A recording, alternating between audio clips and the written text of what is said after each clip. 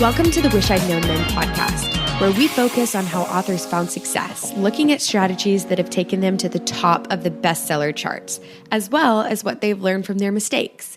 Because being an indie author is more than knowing the latest marketing trend.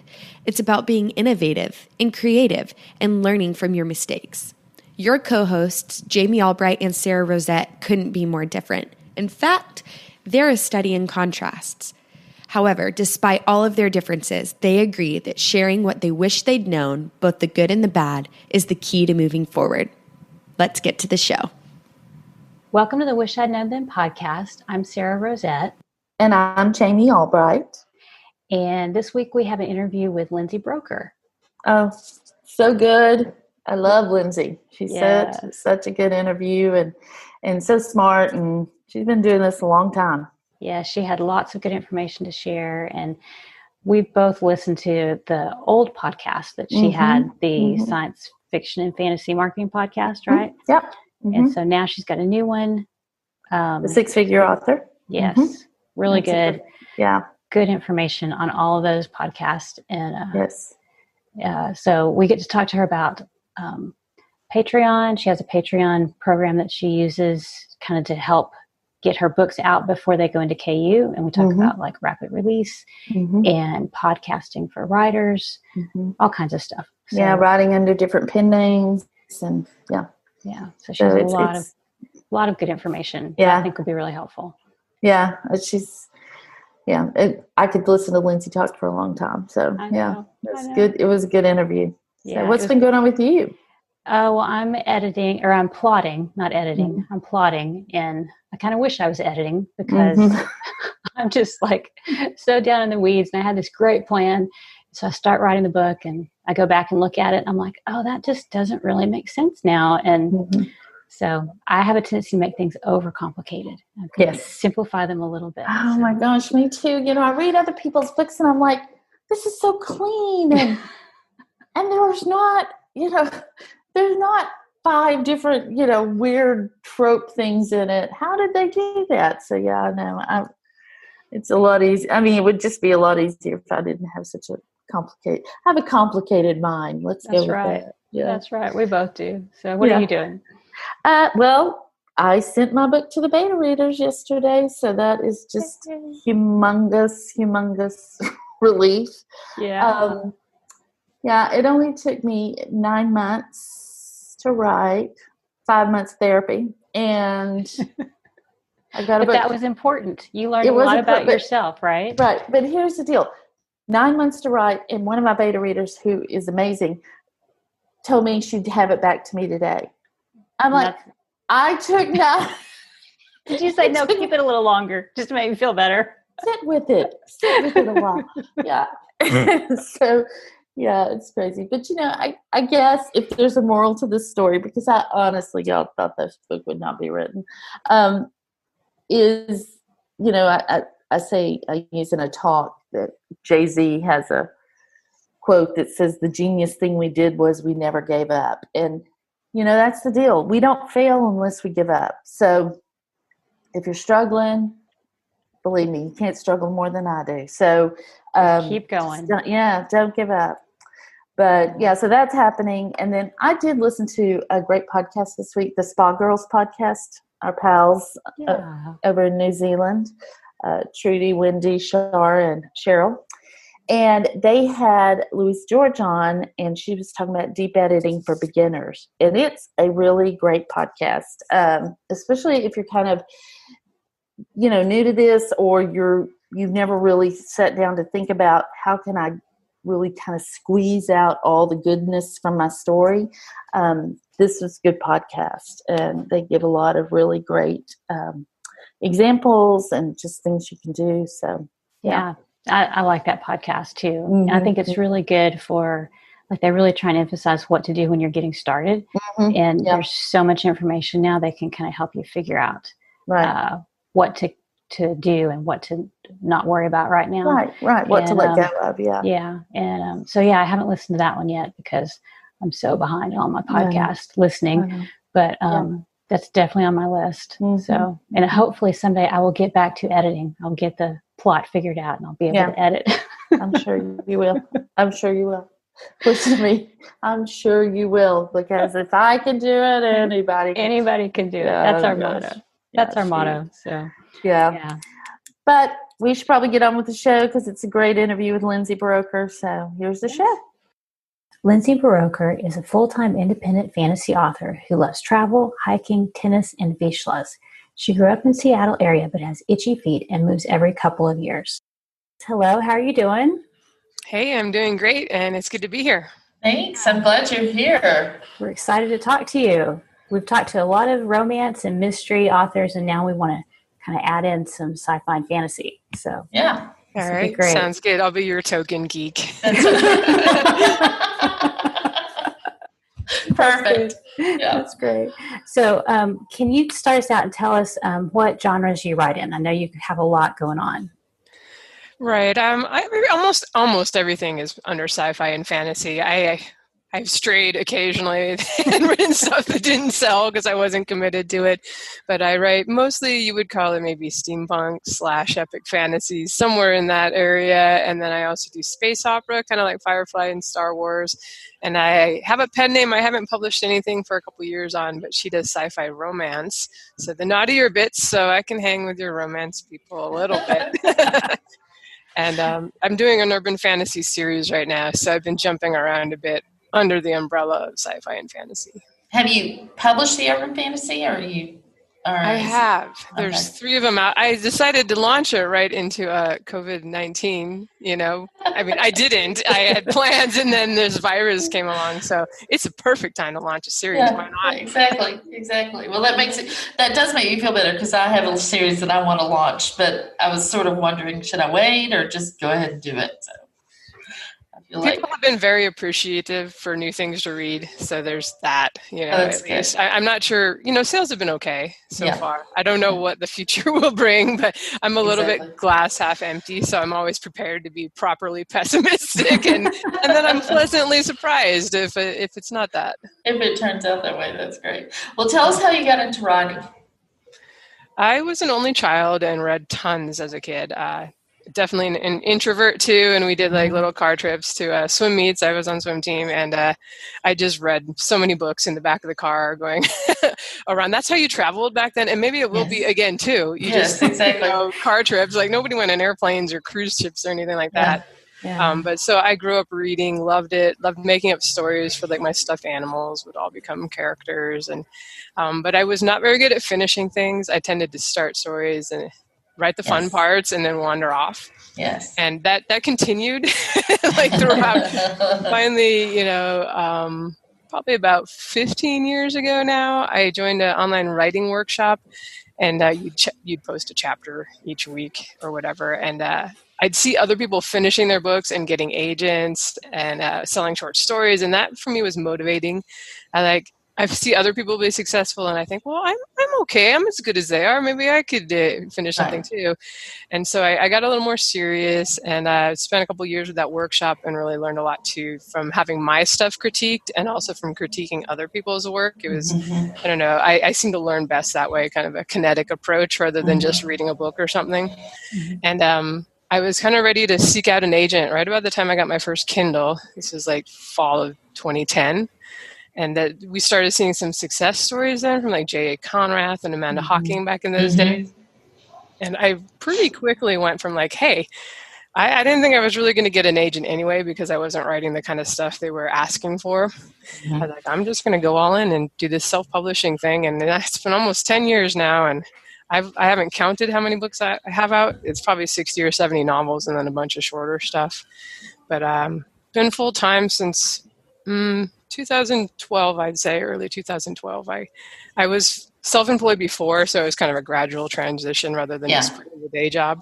But I'd sort of checked out of the other work well before. So, I think that's very common. Your brain's like, "Ooh, look! I was excited to make like $100." I was like, if I can make $100 from my books, I can make more. So we can do this. Right. I think you. I tell this. In fact, I said it when we interviewed Jay Thorne that he was telling the story about when he decided to go full time, and y'all were in New Orleans. You and Joanna and Jay and Zach. something was said to the effect of, well, what if I don't have enough money? And you were like, you just make more money. And I was like, that is genius. And I have held on to that it may not even have been the right quote, but for me, I'm just like, yeah, I'll just make more money. That's what you do. You just make more money. So if you make $100, you can make $1,000. Right. And I had come from being self-employed for since 2001 or so. Yeah. So I had already sort of embraced that entrepreneurial mindset, even though as an introvert, I find some of that stuff very hard. I can't sell anything, hard sell anything to anyone. But, I'd seen well, if you could start another series or, try some nonfiction like those guys do, the nonfiction also, I think, or at least the courses and the get-togethers that we will not be getting together for, but virtually, I think we're still getting together. That'll be good. Yeah. Career Author Summit. Yeah. So there's always opportunities, always more things you can do if something's slowing down. Yeah. I just have that very true mindset of okay, I can do this. I've done it once. I can do it again. Can do it again. Yeah. There's so much potential. Yeah. That's the one thing about being indie is that you have so much freedom. In a way, it's overwhelming, but it is great because you're like, well, if that didn't work, I can change it. I can start a new series. I can do whatever. So that's really one of our big advantages. So what would you say was your first big success? I think the first thing I did that took me past $100 a day, or not $100 a day, $100 a month was just, I figured out that you can make things free, which was not an obvious thing back in this was early 2011. I never did know how to do it on Amazon until a year later, but I put out a short story that I had originally written for an anthology that was rejected, but it tied into my main series that had one book out with a second one coming. And it was because I'd struggled, just getting traction selling the novels at $2.99. There was Kindle Nation Daily was the one and only sponsorship site out at that time. There was nobody doing Facebook ads. There were no Amazon ads. So it's funny because we talk about it as the gold rush days, but it was actually pretty hard to gain visibility. And then I didn't have awesome covers or, I didn't know what I was doing. And back then you had to go find somebody on DeviantArt. There were there wasn't this whole industry of cover design. So, but anyway, I made that story free, and it really highlighted the main characters and showed their banter and that they were fun. And I was like, oh, and by the way, if you want to see how these characters met, here's a preview to book 1 in the back of the short story. And so making that free out there on Barnes & Noble, and I think it was probably Apple and the other stores, I was with Smashwords then, was sort of the first thing I did that started bringing in sales of the first novel in that series. And then I published more in the series.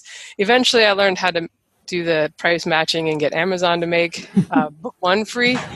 And things have been going, I wasn't a huge thing. It wasn't I was suddenly making $1 million, but it was sort of the first thing that helped. And I'm still today a very big proponent of giving stuff away for free, sort of the free samples at Costco, here's this yummy cheese and, you want to buy the rest of the yummy cheese over in this block for $29 because it's luxury yummy cheese. So, yeah. So are you all wide or are you some wide and some KU? I am all my backlist is wide, and then it's usually sort of the last, the current series and the last series are in Kindle Unlimited. I'm not a big fan of the exclusivity, like most authors, I think will admit that. Yeah. But I definitely have seen that it was very hard to launch new series and compete with books that were in Kindle Unlimited, since I'm sure you've talked about how it borrows count as sales as far as ranking and visibility goes on Amazon. So I kind of caved and gave in, at least for now. I'm launching things. So indicate you for new stuff. I do a Patreon also so that readers can get I'll pre-launch there a couple weeks before I launch the series. And that does give, some of the Barnes & Noble and Kobo readers and Apple a chance to get them early so they're not punished and have to wait 2 years, which it's something I struggle with. I want to make as much money as I can from my series and get it in the hands of as many people. But because I started wide, I do have all these readers on the other platforms still that get grumpy if, understandably, if the books aren't available for them. So it's, And that pre-order thing works well. That's been working well for you? as far as? It does fine. I've got, I think, maybe like 200 or 250 people that do that. Oh, wow. Some people won't because it's too many steps. It's book funnel and it's not automatically landing on their device. Mm-hmm. And I understand, but at least I have the option for them. Right. So, and hey, it's another place I get money besides Amazon. So I always figure if anything happened over here, I could ramp this up over here. Right.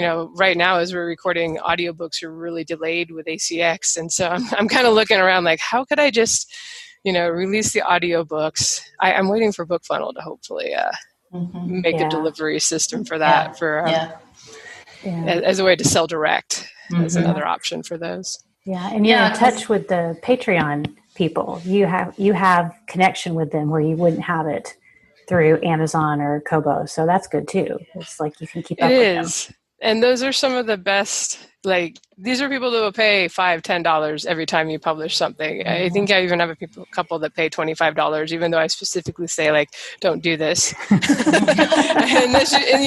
have it so they can do it if they want to once in a while, but there's a couple of people on there. And they tend to be the least, the lowest maintenance customers. So I'm I always know that they're just chill. I don't know. There's something nice about people who are willing to pay a little more for your stuff. They seem to, for whatever reason, they seem to be easier to deal with than some of the customer service stuff you get from why aren't all your books in Kindle Unlimited? And I've written a blog post at this point that explains it, that I can send it to them about the exclusivity and that being a problem and stuff. And I'm like, well, you need to email Amazon and ask them why they did the exclusivity. Exactly. Not me. That's not us. Yeah, exactly. Well, tell us what you wish you'd known about writing and craft when you first started. I think, I'm glad I did the workshop, actually. I'm not sure. I feel like by the time I actually published a couple books, I'd sort of gone through. I'd sold some short stories to anthologies and some of the lower rung magazines. I never could get those fancy pro magazines to want my stuff. But I actually think that that's something that I'm glad that happened. That I had that couple years of learning, because now it's so easy for new writers just to go I can self-publish, get it right on Amazon and start rolling along. And I think if my first stuff had gone up before I'd gotten feedback from other writers, I always say, if you can please other writers, that's the hardest group of people is writers and editors. They're always harder on you than just fans that don't necessarily care as much about if you're doing dangling modifiers or if you're info dumping on page 3. Yeah, exactly. So I'm not saying I was just so smart and patient to do that stuff first, but just because I was a little earlier in the e-reader movement, I had to do those things because I thought the only route at that time was going to be traditional publishing. Right. So I'm glad for that. Yeah. So I don't know that. I guess I guess what I wish I had known back then, I don't know. I feel like because I had to go that way, I was pretty solid when I first launched. My first book isn't perfect, nobody's is, but I'm glad it wasn't my first book I'd ever written. Right. Yeah. Same thing happened to me, but that was only in 2016. 14 or so that I started, kind of going to RWA and get involved with the critique group and stuff, but I still thought that traditional publishing was the only route. And so I was going to critique groups and getting my stuff just ripped apart and, in a good way, not a bad way, but it taught me so much that when it came time and I realized I could self-publish, what I really had to learn was the business, not writing in the business. And so that I agree. I think that there's some benefit to that, because I would have been crucified if I had put up my first stuff, for sure. There were modifiers dangling everywhere in that first thing. Yeah. No, you don't know what you don't know until you don't know what you don't know. I thought my stuff was delightful. I was I was a reader since age 3. Of course, my stuff will be fantastic. I will say one of the early craft things I learned from the workshop and from critiquing other people is that you don't necessarily have to fill all the time. I learned about scene breaks, stop when the important stuff happens. You don't have to show I read all those books early America, like taking the covered wagon across the country. Like, you have to show the entire trip across the country and fill all the time. Yes. So describing every tumbleweed that goes by. So like travel scenes, I learned to cut almost all travel scenes unless like an attack is imminent or something. Yes, exactly. So we're just going to end up there. Yeah, exactly. Yeah, pacing is tough. Yeah, it is. Yeah. So switching to the other thing we all have to worry about is like marketing. So what do you wish you had known about marketing and publicity and things like that? I think the thing early on that I might have had a little more success more quickly would have been if I'd had the covers really nailed down. And part of it was, like I said, there wasn't really an industry back then of cover designers. So you were kind of figuring it out on your own. Like the first guy I did some cool artwork, but he couldn't do the typography. And I didn't know how to do like typography. So I had this weird like painted red. I don't know what you would call it, if it was even a font or what. But so I think because I have no graphic design background and no skills in that department whatsoever. So that was a little bit of a weakness for me. I think it was probably a few years before I started finding, there were more cover designers to pick from and finding some people to, I still have some that I'm like, why was the art so much better for that other book you did? And then for my book, I'm like, is it me? It's probably me. I probably did not explain well or tried to over-explain or something. So I would say the cover art has been one of the things where I wish I had got that dialed in earlier on. Because it's people will try a free book with a doofy cover, but way more people will try a free book with an amazing cover. Yes, yeah. Exactly. I think that's covers so will hard. sell. Yeah. I think that's so hard because like I don't know how to talk to an artist because I'm not an artist, but my daughter is, and so I'll go talk to her and I'll say, "This is what I got. How do I speak to my cover artist?" And she'll tell me, "Say you want to say this," which I just don't know how to do that. So I think that's really challenging. I knew nothing about cover design when I started, and it was hard. I didn't know what a cover designer could do, and they can do just about anything, but I didn't know that. So yeah, and coming out of the reading community too, you've probably had a lot of people say like the characters didn't look right on that cover; they're horrible, and you probably felt that too. And so you want them to be just right when it's your turn to do it. I've since realized that I get a lot better covers when I'm just like, hey, make something cool. It's space opera. Put a starship on it, I think that hopefully the artists get excited too when you're just like, make something cool. Yeah, and it sort of ties in with the story, but not worrying about like, did you get the eye color right? Right. My cover designer, we worked on the first one. It was a couple of months, and because I didn't know she could change hair color. I just didn't know she could do those things. And so I kept going, no, do it this way. And finally, we took a break over the holidays. And when we came back, I sent her an email and I said, listen, you're the professional, so I'm just going to let you handle it. And she messaged back, oh, thank God. Because finally.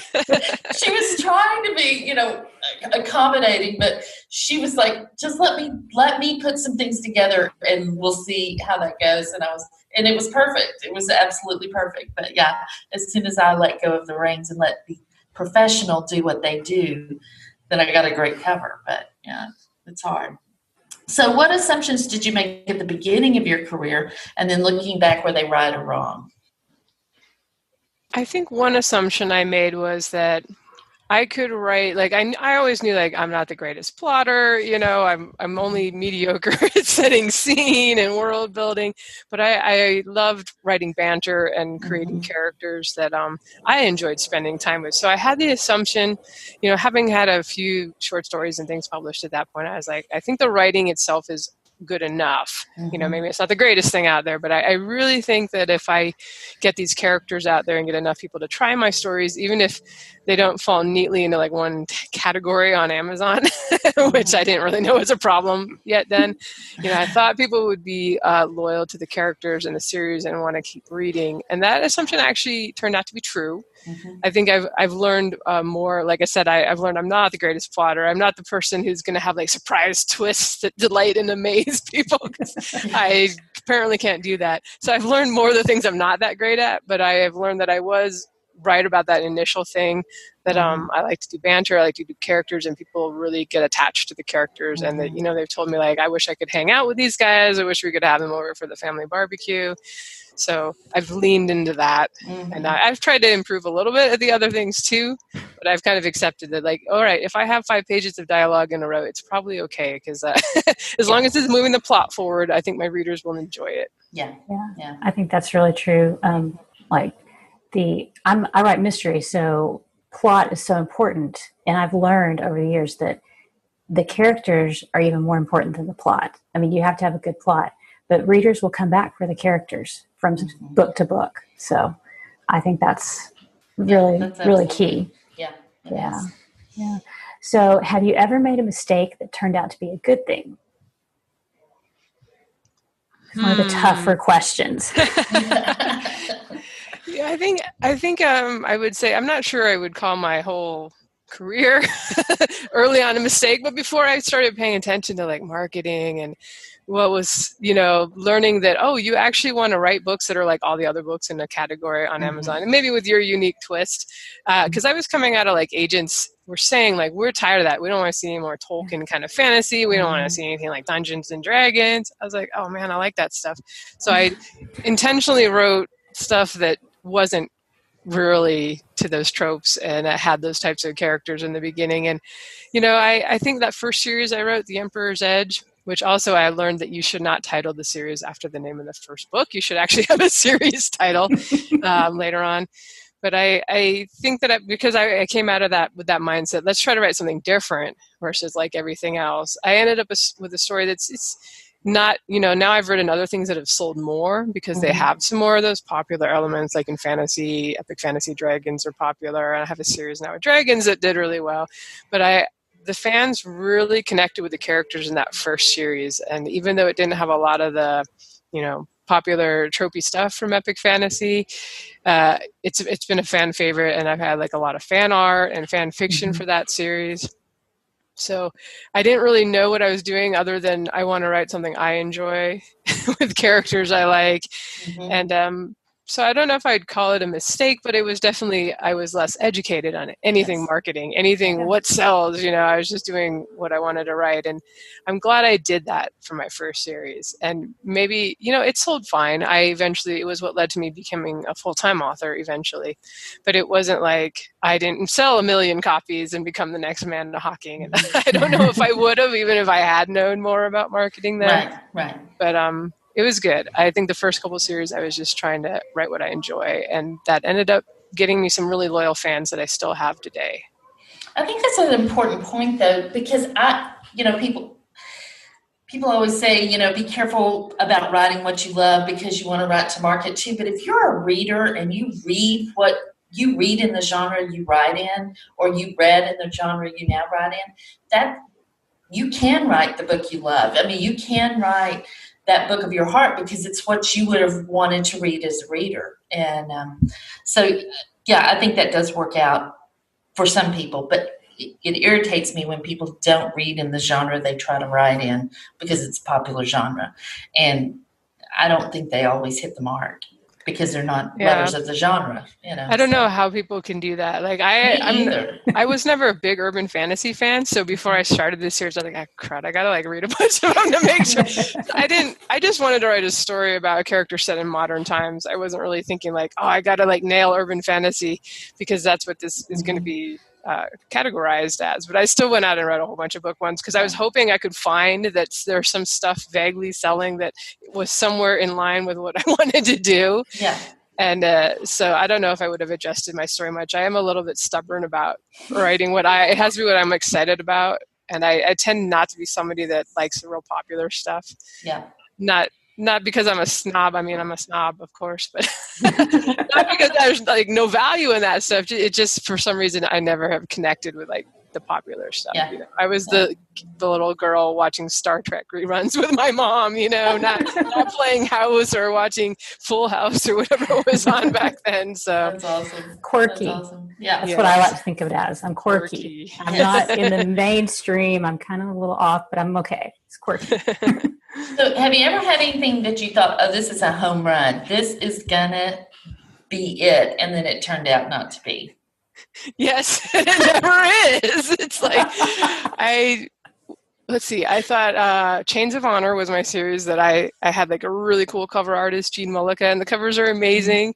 And I thought it was very much like kind of a sort of, I guess he was kind of orphaned. He had to, like, the hero's young, like an 18-year-old character, which in epic fantasy, there's like this trope where like the orphan boy saves the world and is a prophesied one. And it was as close as I'd come to following the tropes of epic fantasy. I was like, this is going to be awesome. This is going to sell like crazy. And it did okay. I mean, I'm fortunate that I do have fans that will read anything, which is awesome. Yes. But it definitely didn't like kill it. Yeah. And with this urban fantasy too, I was like, well, I'm bringing dragons in to urban fantasy. They're awesome in epic fantasy, so maybe they'll be awesome in urban fantasy. And it's done okay, but I've spent more money on it than I did like the launch any of the last 3 series I've had, and it hasn't made more. So I'm like, well, so I should learn not to just have any expectations. Yeah. But I think even after you've written a lot of series, you're always kind of hoping maybe this will be the one. This will be so awesome, and they'll want to make movies out of it, and somebody will want to pay me lots of money, and I'll be retired at that point and can write whatever. But I should just not have expectations. That's hard. Yeah. It is. It's very hard. You always have hopes. Yeah, you do. Even if they're just secret little hopes. Right. You tell like, everybody, nah, it probably won't be that great. Yeah, and that's exactly what I did with urban fantasy. I was like, well, I'm jumping into this new subgenre that I haven't written in, so it probably won't do that well. But secretly, I'm like, well, maybe the time for dragons has come. Maybe lead that trend. Yeah. Exactly. That's so funny. So is there anything you've stopped doing, tasks or goals or things that you've taken off your plate over the years that you've decided that's just not really worth my time? I think a lot of the marketing stuff that comes and goes, I've tried like Facebook events, and I've joined other people's parties, and this ends up being kind of a time commitment. And since I write fairly quickly, it doesn't really take me that many hours total to write a book. So if I take 2 hours out here, 2 hours out there, before long, that's a book I could have written. And, some of those I've not really seen the needle move. So I've sort of started saying, I'm trying to be better about saying no to things, which can be hard because you guys know now that you have a podcast, you'll be more likely to be approached for things, which can be good, especially if you're not the kind of person that wants to go out and approach people and network and stuff. But, I've just tried to do fewer of the things that I've done. I'll try anything once. And if it doesn't really kill it, then I'm like, nah, I don't think I need to do that again. I'd rather, because I love the writing. That's my favorite thing. The marketing is the things I have to do in order to sell the writing. But it's not like, ooh, I'm so excited to make some new Amazon ads this week. It's more like, Amazon ads time. Yeah, I know. Those are, they are a time suck. But I actually like the marketing because I'm not risk averse. And so it's like putting money in a slot machine and pulling the handle, because a lot of times they work. They don't work a lot of times too, but you just never know. And for me, I love that part. But for a lot of people, that it's not that fun. I get it. I've become a big fan of things that you can do once and that continue to sell books for you. That's why I'm still a fan of a perma-free book one in a series, because I'll completely ignore something for a year, and then I'll go in and it's like, oh, there's still like 100 downloads a day of that book, and then there's the series is still selling even though I haven't, got a book club forever or anything big. I do try to cycle through and get some promos and stuff for my book ones every now and then, but that's one of the things that's just been easy. All I had to do is drop the price, and that continues to help these sort of the backlist stuff continue to sell. Do you rotate the free books, or is it usually just the first book in the series? I've got a couple series where it's just book one's always free. It's been free so long that they're like on Scribd and places I've forgotten, so it would be really difficult to go and find all the spots where that book is free. So I've got a couple like that, and then I do rotate with a couple of the other series. I have like a 3-book box set. There's 3 in my Dragon Blood series right now. That's one that always has been popular. So I leave that one free until I'm like, I want to try to get a BookBub. And so I'll put it up to $4.99 for a few months. Yeah. And then they seem to always take that one. And even though it's a little bit diminishing returns on books that have been featured year after year on there, if I can get one, I'll still take it. It's still a nice boost. But I'll kind of rotate sometimes. Some things I've made, like I just did a complete series free for my newsletter, just because I'm like, hey guys, if you lost your job or something right now or money's tight and you don't want to buy my new book at $5, here's also, I've made this box set of this complete series free just for you guys. And that's nice. Yeah. That too. Yeah. That's really great. So, what do you wish you'd known about writing in multiple genres and like using pen names? And do you recommend using pen names? I think I'm not sure I wish I'd known it because then I wouldn't have done it. But I probably did not realize early on that the best way to make have a really good devoted fan base and sell really well with every new series you do is to always write in the same genre and always kind of give your readers what they want more of. Right. Jumping to different genres, even within the realm of sci-fi and fantasy, I've definitely found like there's people that do epic fantasy that don't want to touch the space opera stuff. Even within fantasy, they may do epic fantasy but not be interested in the contemporary urban fantasy. So I would probably tell other people, if you want to make money, just focus for a while on one genre and write a couple series and really know it and get established in it. And then maybe you can try something else. So that's one thing I've learned is that I've kind of picked a harder road than necessary. Right. And then with pen names, I chose it. I felt I had to because the sex on the page was a big departure for me. Like the first series I wrote where I had like a little teeny love scene, I got some flack from readers. My first series was more PG, and they were kind of like, "What is going on? They're having sex in a cave. They just met like in this book." They're going, no, romance, fantasy romance. So at that point, I just decided all the naughty stuff, for the most part, would go off under the pen name.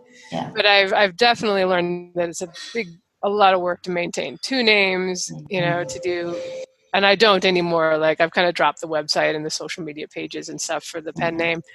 So that's something for people to consider if they're planning to do a pen name and their regular name. Are you going to keep publishing in both names? Even if you're quite prolific, it's hard to really keep 2 going. I found, I like to focus on one series at a time. So that would mean leaving my regular name with nothing new out for almost a year while I go over and publish a new series under the pen name. So it's a little harder to keep things selling. And then when you're releasing new books as a pen name, that will help your backlist, but only your backlist for your pen name, and vice versa. Whereas if everything's under one name and you have a series that's selling well, a new series, you'll get people trickling back and trying your older stuff. But unless you eventually go the route, and I've thought of this, of putting both names on the cover and claiming both authors, and just maybe making a disclaimer like, hey, naughty bits in the... Yeah, exactly. Don't read if that's not for you. So that's something that I may do someday, and just... Because I'm very, I enjoyed the stories that I wrote under the pen name. I didn't use it as a way to, like, some people I've heard just like, well, I'm just going to knock these out and put out okay, mediocre stories, and hope they sell because this isn't a hot genre. I was very much just, they're still my stories. They're just with sex. Yeah, exactly. I read a book the other day and it said she dedicated it to her dad and, how great he was. And then she said, but Dad, don't read chapters 5, 12, 14, and 30, 30 or something like that. I thought it was hilarious. She's got 4 cave scenes. Yeah, she went for it. But I think this is important, though, for our listeners because Lindsay is crazy prolific. Like she just said, she can write a book really fast, but even you find it hard to write under 2 names and get books out as fast as your readers want them to be out. And then doing all the marketing for both names too. It's like, that's, if I was just, if I had a full-time publisher or something and I was just doing the writing, maybe it'd be okay. But I've found too, as I've written more and more series, that it's really hard if I start jumping around. My brain works much better if I write books 1 through 8 back to back. I don't always obey my brain. But for the most part, I've learned to mostly do that because otherwise I end up where I have to go reread like the first 6 books if it's been a while since I did an installment in that series, and that takes a lot of time. I'm not a fast reader. For some reason I can write quickly, but I'm not like one of those, I read 2 books a day. Even when I was a kid, I might have read 1 a day, but what are you doing as a kid? You're in the back of the station wagon on a road trip. What else do you have to do? You got time. There was no other entertainment back then. It was like the one station that came in on the radio that your dad claimed. So exactly. That's what makes me tired just thinking about it, and I haven't ever tried a pen name. So, so not only do you write a whole bunch of series, you also do podcasting.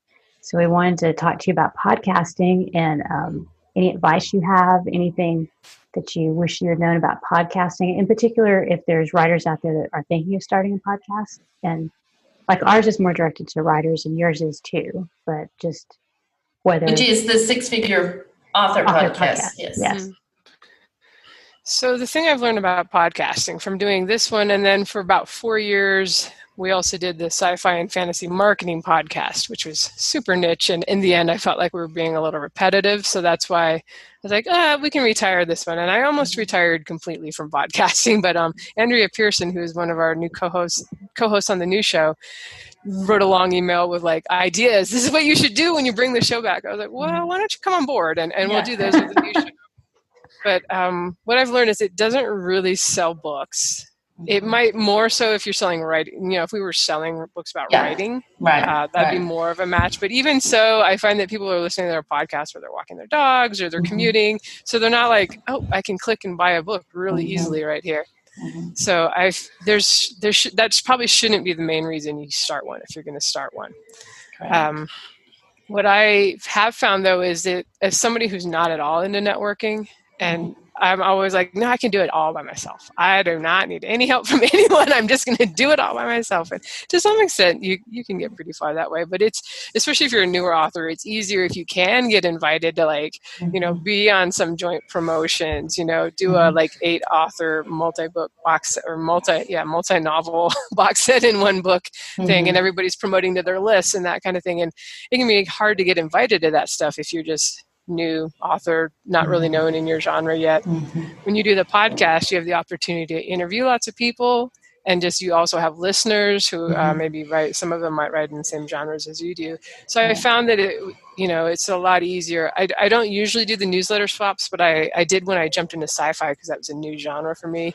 And I was really hoping to I don't know how much you've talked about also bots and all that stuff, but I think we'll assume more people know that if you're writing in multiple genres, it can get a little screwy with the also bots. And I was hoping to get sci-fi people to promote my book and I would promote theirs. And so that was one time where I did newsletter swaps, and I found that because of the podcast, lots of people, even though I hadn't written in that genre, knew my name and were like, yes, we'd be happy to do that and happy to do a newsletter swap with you. And I've seen other people that are are newer, less well known. It's kind of crickets when they're like, hey, does anybody want to do a newsletter swap? So I think for networking in an introvert acceptable way, where you're not like schmoozing people at a conference or anything, that it's an effective way, especially if you can, over time you do it and you get more listeners and more people. So it's been good for making connections, I think. Yeah, I agree. And I'm just like, I'm on the Enneagram, I'm a 2, which is a helper. So that this just feels that well for me. I just love giving information to people, from really smart people like you.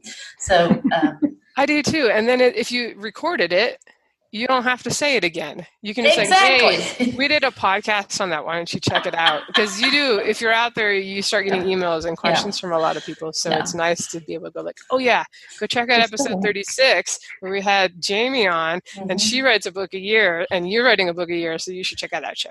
Yeah, exactly. So speaking of that though, you pretty much live by the rapid release model. Is that correct? Or you try to? Well, I have gradually over time become a quicker writer. The first series was more like a one every 6 months. Right. Those were also longer books too, so there was that. And now I found that between, it kind of suits me to write the first 3 novels because I'm a bit of a, like I outline individual stories, but I'm with the world building, I'm a bit of a discover it and make stuff up as I go along. And so if I'm working on book 3 and I'm like, oh, I need this to make up a new religion and I need to plant that in book 1, it allows me to, I actually, if I had my druthers, I'd probably write an entire series before I published any of them. And then you can just focus completely over to marketing instead of trying to do both writing and marketing at one time. But because I do this full time and it's my income also, I start to like, income dropping this month. Yes. Time to publish something new. Yes. So, what was the question? Well, I just release.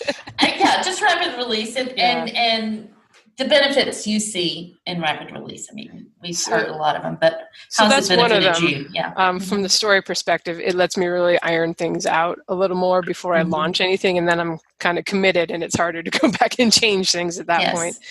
And then for marketing, it seems to be helpful to, if you have 3 for them to buy all at once or like one right after the other, you're kind of striking while they're still excited about the first book. I find that I get a lot better sell through earlier on. Sometimes when you put out book 4 and it's been a long time since the last one, you feel like you're starting from ground zero. Like you've got your mailing list and those people are always good, but there's, I know I have a lot of people who buy my books who aren't on my mailing list. They're never going to sign up for a mailing list. They're never going to follow a Facebook page. But so if the book's already there on pre-order, at least, they can go out and get it while they're still excited about the series. And I think with the voracious readers, I always tell people, don't assume that they read one book by you and you're now imprinted in your brain and they think they're awesome. It's like, no, they'll probably forget about you because they're reading a book every day. But once they read maybe 3, there's a little more in the memory at that point, and hopefully I've certainly found the conversion when I do a book 1 through 3 box set is much better going on to book 4 than like a book 1 onto a book 2. They've read 3. They're like, well, I'm in it now. Yeah. So I love to have like the first 3 come out kind of back to back. You get some really great income months then too.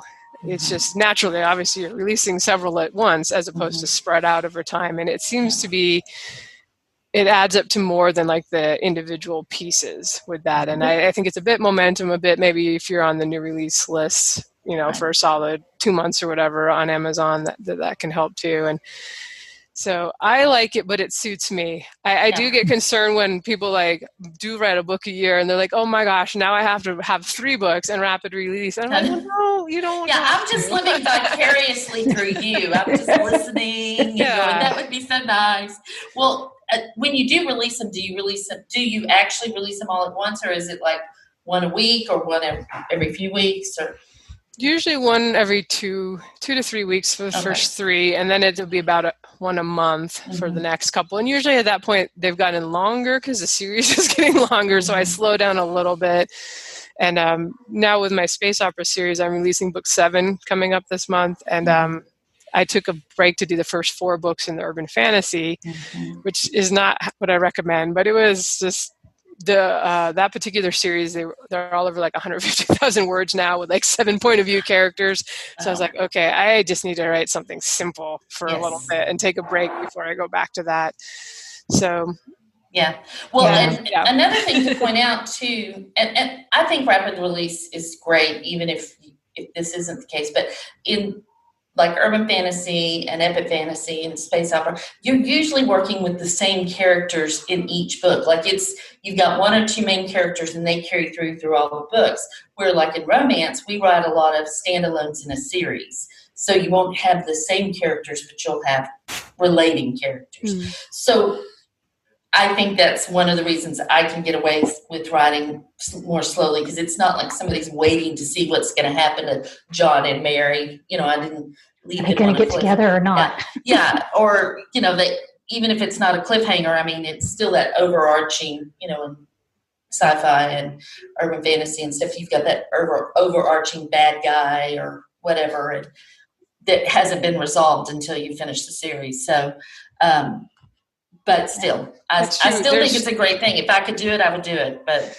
There is pressure from your readers when you've got a cliffhanger. And my sci-fi series has mad cliffhangers pretty much all the way through, because it's sort of I envision it like episodic TV. Yeah. It's like next week, find out. Well, it's all that Star Trek you watched. So it's true. But it's a good point with romance. And actually the most successful romance series I did under my pen name, it was just like a 5-book series, but I had all 5 female characters get kidnapped at the same time. And it was like an overarching story. There was a romance in each one, but the goal was to get back to Earth. And they did finally at the end of book 5. So I'm always like, if you can do something like that with romance, I know not every romance genre is going to have kidnappings. Yeah, exactly. Dragged off to another planet. But if I was you going to say space aliens, that's exactly true. Yeah. Very powerful to have a story and not a cliffhanger, but like, because I did switch couples. Each one was but that open loop. You just need that open loop. Something to be resolved is very powerful in keeping the reader going, especially when it is. Because I know when I read romances, I'm kind of like, even if I like one and really like the characters and I like the author, but the next one sounds like those characters are less my cup of tea. There's a little more of a question mark. Whereas, if you have to see what's going on with, and you're going to get an update with the original characters too. Yeah, that's exactly right. Yeah, that's very good. Thank you. That was a great answer for rapid release. I mean, again, I'm a fan. It's not something I've perfected yet. So. Yeah. Well, I was going to say that I'm not as fast a writer as Lindsay, but I did take like almost a whole year and wrote the beginning of the series. It took 6 months. I wrote 2 books and then waited until they were done. And while they were being edited, I wrote the 3rd book in a new series. And then I launched them 90 days apart because that was the longest you could do pre-order at that time. And that worked really well too, even though it was slower, but the books were wide. But that was a way, it gave me that advantage of like, this one's done, but the next one's on pre-order and readers could see that. So I think I maybe traded a little, maybe newsletter signups for pre-orders, but the same principle worked. So even if you can't release, even if you can't write super fast, you can still sort of do the same thing, but maybe modify it a little bit. Yeah. So that worked well for me. So that might be something people could try. Yeah. So. Pre-order is good too. And I've had the same experience with that, just what you were saying, like the first 3 books I had out, the pre-orders were there and I just kind of directed people to get the next one and, sign up for my newsletter too. And now because things are a little weird in the world right now, I didn't put 4 up for pre-order. I want to make sure I have the cover art before I do that. So I said, well, just sign up for my newsletter and I'll let you know when it's out. And it's like, lo and behold, a whole bunch more newsletter signups than I was getting when they could just go to pre-order. So right. Maybe a choice, but I do think it's good if you can have that out there. That is interesting. Yeah. And like I was saying, you never have to feel like you have to do that. That's why I love you, Jami, because you're like an example of someone who is successful on a novel a year. Yeah. And it's just that if that is your special thing, like you can write fast, that's one of your talents, then go ahead and embrace it. I feel like it helps a lot with the marketing. It's sort of almost in lieu of marketing in some places. It is. I would spend a lot less on marketing if I could release a book faster, I think, because my launches and every launch for me, and it's kind of like one of those things about, it doesn't matter if it's okay, if it launches great, but in my heart, I'm like, this has to hit. It's the only thing I've got coming out. And so for me, it puts a lot of pressure. So it would be better, but. Well, then there's other people who are like mad spreadsheet experts that really get the ads. And so it's like, we all have our own little things, whatever it is that is your thing and appeals to you, you can kind of focus on that and then use it to your advantage. Exactly. And try to, like Becca Stein says, embrace your strengths and, not looking stay away from those things you're not as good at. Yeah, exactly. Yeah, exactly. So looking back, what changes have you seen in your genres as you've been writing? What changes have you seen like in publishing or specifically what you're writing in? Well, of course, there's a lot more authors doing this now. So there's a lot more books in the Kindle store. It's going to take more usually than a cool cover to get your foot in the door. And, I've seen the change, just the right to market movement wasn't really a thing. When I got started, nobody was really thinking about that. They were just writing what they wanted to write. And the people who sold really well happened to be writing to market without knowing it. So that's become a thing as a result of more competition. I think more, it's always been hard to sell quirky offbeat stories unless there's enough quirky offbeat people of that particular thing, and then that's a valid place to be. And you tend to get really hardcore fans if you are publishing something that's not widely available. But it's probably a little easier road to go to and a bigger audience potentially to, do the little more writing to a hungry market, a bigger market. So I've seen that trend come along. And of course, when I started, there was no KDP Select, no Kindle Unlimited, no exclusivity with Amazon. So I've seen that. And, I've chosen to I resisted it for a couple of years. And now I'm partially committed. Like I said, with the newer releases, I'll put them in there. So just having to adapt. And you were saying as indie authors, we have that option. Things are always changing and we can adapt and either try to take advantage or at least trying to get steamrolled over. So, because all the, categories are more crowded. Although if you watch Amazon, they do add new things. Like I started the pen name, the sci-fi romance category is quite new when I started. And at the time, it was probably late 2014 when I launched the series, the covers were really quite awful. As you can imagine, sci-fi and aliens and things is hard anyway because they're not in stock art photos. You gotta take this guy and put some horns on him and make him blue. Exactly. But so it was a little easier because it was a newer category and less competitive then. So if you kind of just watch when Amazon puts some new categories up or subcategories in your genre, that can be something you can take advantage of. So I just try to pay attention. It's definitely changing. I still feel that people can get started today and do okay. I do think there's a lot of pressure right now with so many podcasts talking about, or people posting their book report. I made $50,000 this month. I'll probably make $50,000 when I launch my series as a new author. And I had low expectations when I got started. I was just like, I'm hoping I can get to the point where I make paper route money. I was really excited when I got to more than I was making when I was 12 from my paper route from my books. Right. I had two bills I wanted to pay. Like there were two bills that were really stretching us. And I was like, if I could pay those two bills, then that would just like take the pressure off and I'd have my job. And that happened.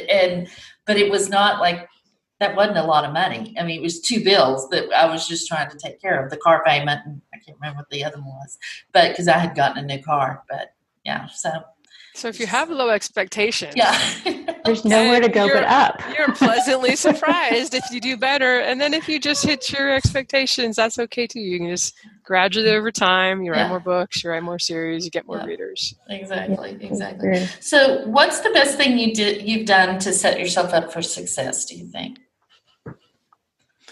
I think that I've always tried to, honestly, accidentally writing the type of characters that I love, that other people have loved. I think that's probably more key for me than like marketing brilliance. I think. I would say that's great because that's not going to change. Marketing stuff will change over time. So I guess accidentally having done the workshop and learned the basics and proven I could sell stuff, even if it wasn't like to hugely popular magazines or anything. I learned the basics and I wasn't trying to, it's really hard to market a book that's a clunker. And it's hard to tell somebody like your baby's a clunker. I'm like, I looked at the sample. That's all I needed to see. You're going to have a hard time. Because even if they can sell the first book, people won't finish it and go on. So accidentally having to be patient because of the time, it wasn't as easy then to get started. So I'm glad that I had at least, because I'm not a super confident person. If there's people whispering as I walk by, I'm like, oh, they're talking about me. They are just trashing me. Oh, absolutely. At football games, I was convinced when they huddled up, they were talking about me. That's also vanity. I have that. But I was just glad that I had a little confidence by having sold some stuff to those jaded editors out there that the writing was at least okay. So I'm glad I had to go through that and couldn't just go, throw that thing up there that I wrote in 6th grade, Yeah. That's great. Yeah. Well, thank you for coming on today. We've loved it. You've been so helpful, and I think that people will really enjoy getting to know you a little bit better. And so tell everybody where they can find you and your books. All right. Well, thank you very much for having me on the show. And lindsayburoker.com, or I'm on Amazon and the other stores. If you spell my name anywhere close, usually Google will help you out. There aren't too many others out there. So yes. Great. Well, thanks for listening. Everybody, you can find show notes at wishihadknownforwriters.com. Thanks. Bye, everybody. We'll have all Lindsay's stuff in our show notes. All right. Bye. Thanks, guys. Thanks for listening to the Wish I'd Known Then podcast. We hope this episode inspired you, empowered you, and made you laugh a little bit too. If you loved it, tell your friends about it. And if you feel so inclined, leave us a review. We look forward to being with you again next week.